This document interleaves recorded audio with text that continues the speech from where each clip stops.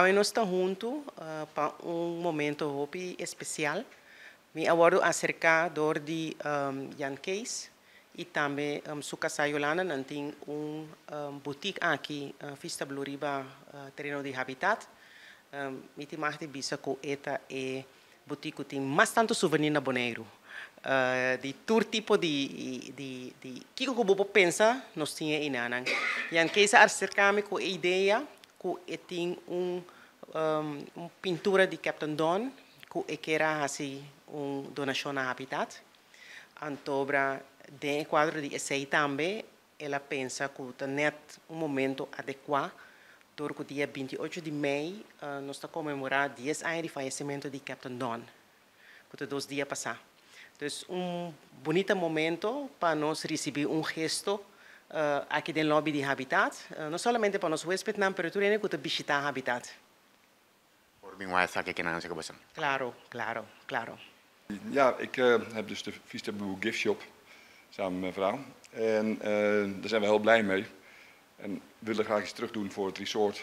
Dat we de gelegenheid hebben gekregen een aantal jaren geleden. En toen kwam het schilderij van Henk Roosendaal in de picture. Die heeft dat ter beschikking gesteld voor een veiling van Terra Barra.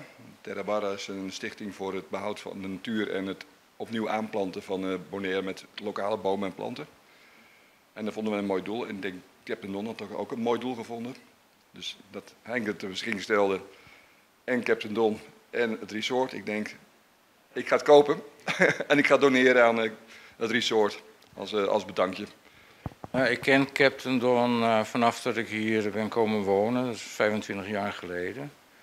En natuurlijk was hij van de eerste mensen waarvan ik dacht, ja, die moet vereeuwigd worden. En ik heb hem eerst gefotografeerd bij hem thuis. En toen geschilderd op de muur van Cultimara. Dat is sinds kort verdwenen.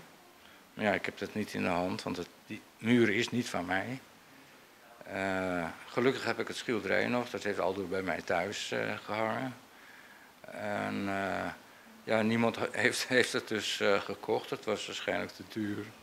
En ik heb het tenslotte dus gedoneerd aan Terra Barra.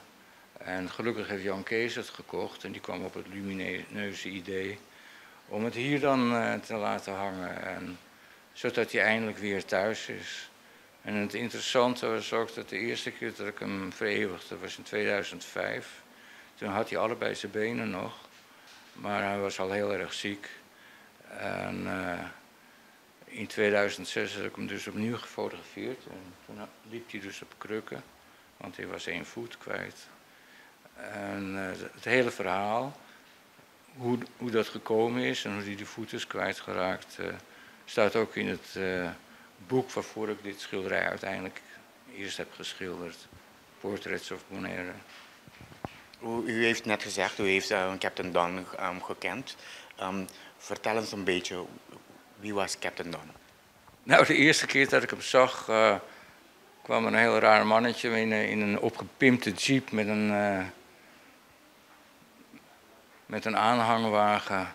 En die kwam de tennisbaan waar ik tegenover woon, daarvan kwam hij het groen onderhouden.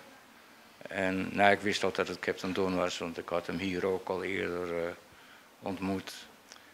En, maar sindsdien heb ik ook altijd contact met hem gehad. En heb hem soms ook proberen te helpen met allerlei plannen die hij had, waar hij tekeningen voor wilde hebben. En hij wilde ook uiteindelijk heel graag wel geportretteerd worden. Zowel op die muur bij Cultimara als later in het boek. Nita Hopi Contentu, ku Henk Rosendaal, Kees, Jan Kees, and Vista Blue, ta Pony Coast Portrait, Benita de Captain Don. Masha Danki Claire, Masha Danki Jan Kees, Masha Danki Henk Rosendaal, Masha Danki Hendy de Bonaire, pa permitti me te biba ku Captain Don pa Hopi Tempu.